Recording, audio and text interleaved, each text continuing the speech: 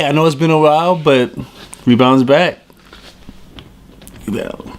I'm super corny without another person. I'm used to have another person next to me one way or another. So I'm super corny. I apologize. Guys, how I used to start these.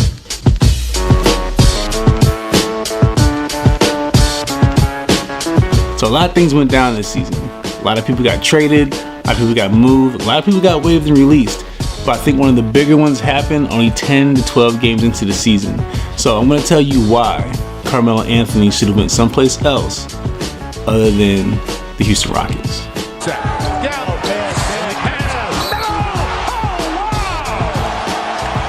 Now, Carmelo Anthony's always been a really good scorer. He's been a really tough rebounder for his size, about 6'8", 6'9". He's also been a pretty good ball handler. Defensively, he's always up in the air, depends on who's behind them or who's in front of them. Now, D'Antoni's a good coach. It's a cool system, but I didn't think it's going to fit a lot of his skill set. So here are the four spots that Carmelo Anthony should have gone instead of going to Houston. The one place Carmelo Anthony could have gone on the East Coast is the Miami Heat. Now, I know they're fighting for a playoff spot, but I think if he would have gone to the Heat, he would have been either a rotation player or possibly even a starter, depending on what they needed. Now, Spoelstra's a really good coach. Spoelstra can kind of shoehorn him into the offense in some way, shape, or form. I think he can actually get into a situation where he's playing in that mid-post position where he always gets it in.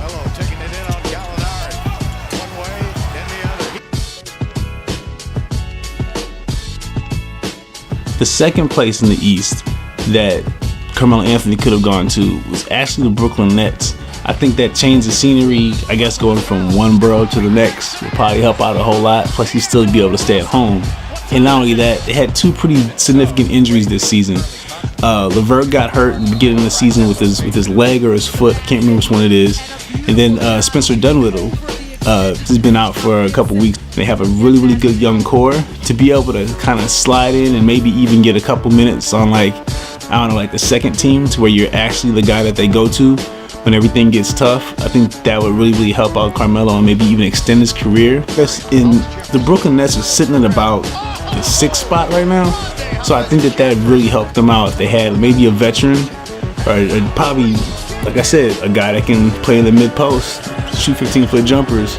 All you gotta do is get the ball for your old guy, hand it to young dudes, and watch them run. So it's kind of the easiest way to kind of go if you're an older dude that can still knock down some jumpers like Melo can.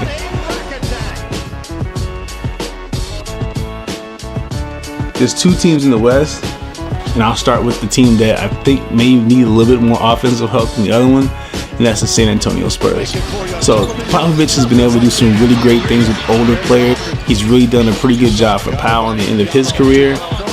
Same thing with Rudy Gay, and then he actually gets a lot out of the guys that they develop in that system. I think putting Carmelo in there, again, puts him in a position where he can play mid-post. He's probably one of the best coaches that ever coached basketball with Popovich. And then it's a system where the ball swings. In that particular system, you're getting wide open 15-footers. Sometimes that second or third pass becomes a wide open three. And he can knock down those shots. Even if they're 15-footers, I think he can still be pretty productive in that system.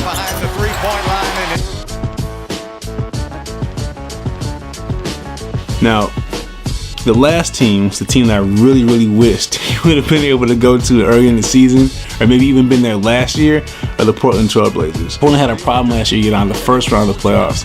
They happened to meet a team that matched up perfectly with them, but it's not to say that they're a bad team. Like, Portland was actually a really good team and deserved a third seed. The only thing is that they just didn't match up well. I think if they had another scorer, possibly a third scorer, a guy who can probably get them 15, maybe 16 points, and it's like I said, in the same spot, because Terry Stotts is really, really good at putting guys in great positions and actually play off of some of those younger players, those faster players who can knock down jump shots, who can play really good defense.